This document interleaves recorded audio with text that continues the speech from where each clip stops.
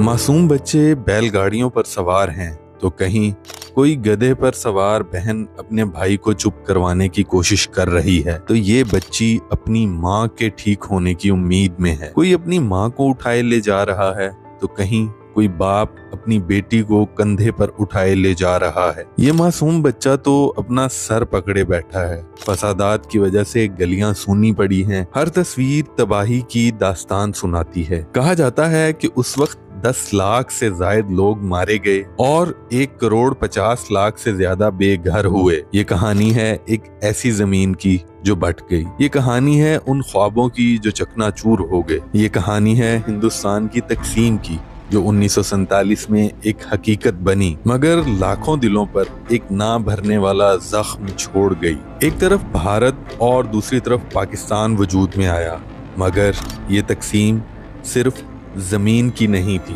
बल्कि दिलों की, खानदानों की और सदियों पुरानी यादों की भी थी। लाखों लोग अपने घरों, गलियों, बाजारों और जमीनों को छोड़ने पर मजबूर हुए। कुछ हंसते बसते शहरों में अचानक खामोशी छा गई तो कहीं चीखों पुकार और आंसुओं का तूफान बरपा था। इस तकसीम से कई खानदान खत्म हो गए, दोस्त दुश्मन बन गए और भाई भाई से जुदा हो गया। गांव वीरान हो गए। लेकिन इसी दौरान कुछ ऐसे भी थे जिन्होंने अपनी जान खतरे में डालकर दूसरों की मदद की, नफरत के अंधेरे में उम्मीद की रोशनी जलाई। आइए आज आपको दिखाते हैं तकसीम के वक्त की वो तस्वीर जो बरे-सगीर की तारीख में हमेशा के लिए नक्श हो गई।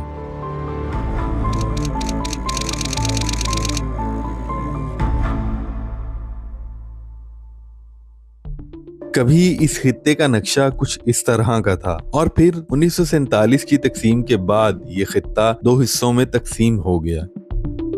इस तस्वीर में कोई अपनी साइकिल लिए जा रहा है तो कोई बैलगाड़ी पर सवार है और कोई पैदल ही जा रहा है। तो कहीं एक बाप ने तराजू के एक पलड़े में अपने बच्चे को बिठाया हुआ है तो दूसरे पलड़े में सामान बांधे ले जा रहा है।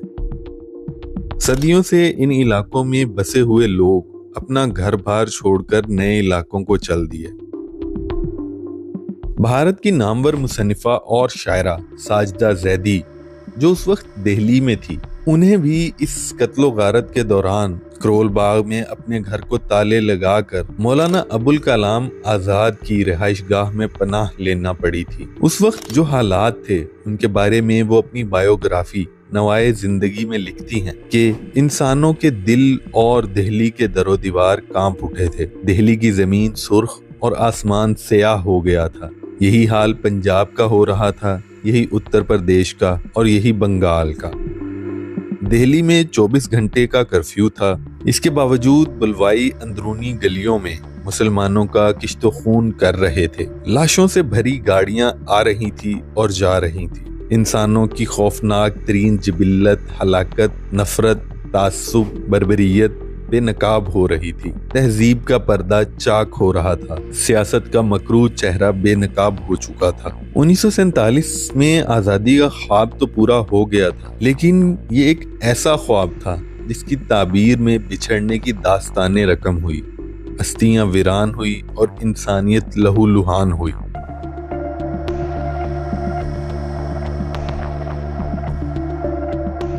तकसीम हिंद के फौरन बाद पैदा होने वाले अंधोनाक हालात में भारत में रह जाने वाले मुसलमान इंतहाई मायूसी और उदासी का शिकार हो चुके थे। उनकी बड़ी तादाद अपनी जान बचाने की खातिर अपने घरों को ताले लगाकर हिफाजती कैंपों में डेरे डालने पर मजबूर हो गई थी। इनमें से कुछ ऐसे थे जो पाकिस्तान चले जाने के लिए एक अच्छे मौके का इंतजार कर रहे थे। ताहम अक्सरियत वो थी जो हिजरत करना ही नहीं चाहती थी लेकिन अपनी कौमी और सियासी शनाख्त खो जाने और अपने मुस्तकबिल को लेकर फिक्रमंद भी थे। मेरे दादा भी इन्हीं लोगों में से एक थे जिनको 1947 की इस तकसीम में इंडियन पंजाब के खानपुर से अपना घर बार छोड़कर पाकिस्तान आना पड़ा। तकसीम के बहुत से किस्से मैंने उनसे सुने थे। इन तस्वीर को देखकर आज इन लोगों के घर छोड़ने की तकलीफ का अंदाजा होता है। उनकी ख्वाहिश भी थी कि वो एक बार खानपुर में मौजूद उनकी हवेली जिसको वो याद किया करते थे देख कर आए और इसी ख्वाहिश को लिए وہ इस दुनिया से रुखसत हो गई।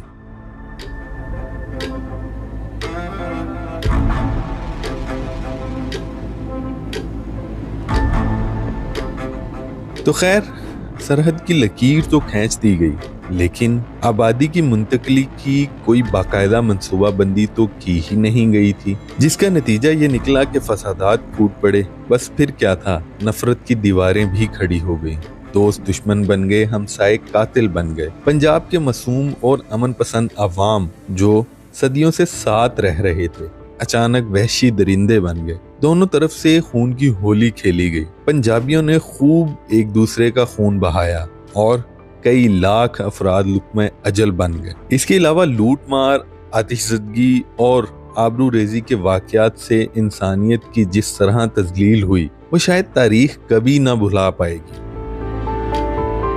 मौलाना अबुल कलाम आज़ाद अपनी किताब इंडिया विंस फ्रीडम में लिखते हैं, आज़ादी के दूसरे दिन ही फिरका वाराना झगड़ों की खबरें राजधानी यानी दिल्ली पर गहरी तारीकी फैलाने लगी थी। ये खबरें कत्ल, मौत और बेरहमी की थी। ये पता चला था कि मशरकी पंजाब में हिंदू और सिख हजूम मुसलमानों के देहात पर हमला आवर हुए हैं। वो घरों को आग लगा रहे हैं और बेगुनाह मर्दों, औरतों और बच्चों को कत्ल कर रहे हैं। ऐसी ही खबरें मगरबी पंजाब से आई थीं। मुसलमान बगैर किसी तफरीक के हिंदुओं और सिख फिरके के मर्दों, औरतों और बच्चों को कत्ल कर रहे हैं। पूरा पंजाब बर्बादी और मौत का कब्रिस्तान बनता जा रहा था। जब मगरबी पंजाब की खून रेजी की खबरें दिल्ली पहुंची तो सरकश लोगों का हजूम शहर के मुसलमानों पर टूट पड़ा। दिल्ली में इन कातिलाना हमलों को मुनज़्ज़म करने में सिखों ने नुमायां हिस्सा लिया।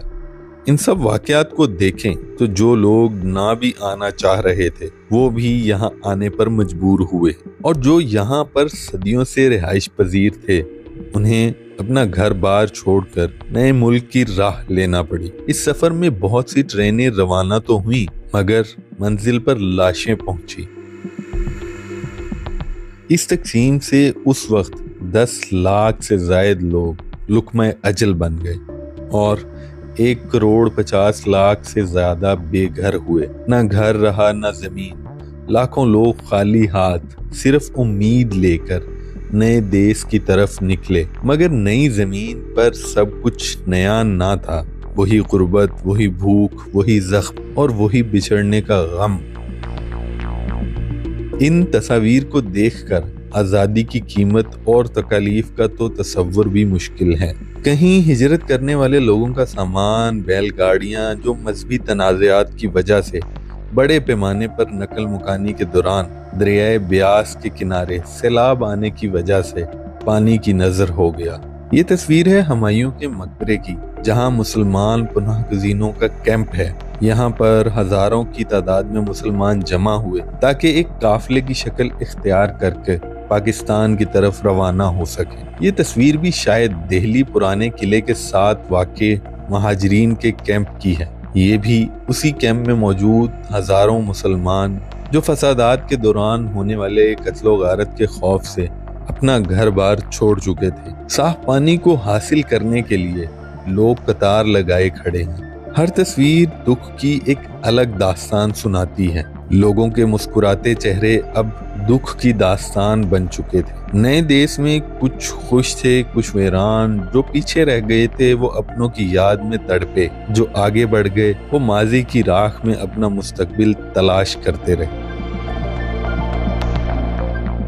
आपको ये वीडियो कैसी लगी? कमेंट में अपनी राय का इजहार जरूर कीजिए। वीडियो अच्छी लगे तो लाइक, शेयर और चैनल को सब्सक्राइब भी जरूर कीजिए। और अगर आप ये देखना चाहते हैं कि 1953 में लाहौर कैसा था, इस पर आप हमारी ये वीडियो देख सकते हैं। और यहाँ देखें राजस्थान के 2 खूबसूरत शहर जयपुर और उदयपुर पर हमारी ये बेहतरीन डॉक्यूमेंट्री। शुक्रिया।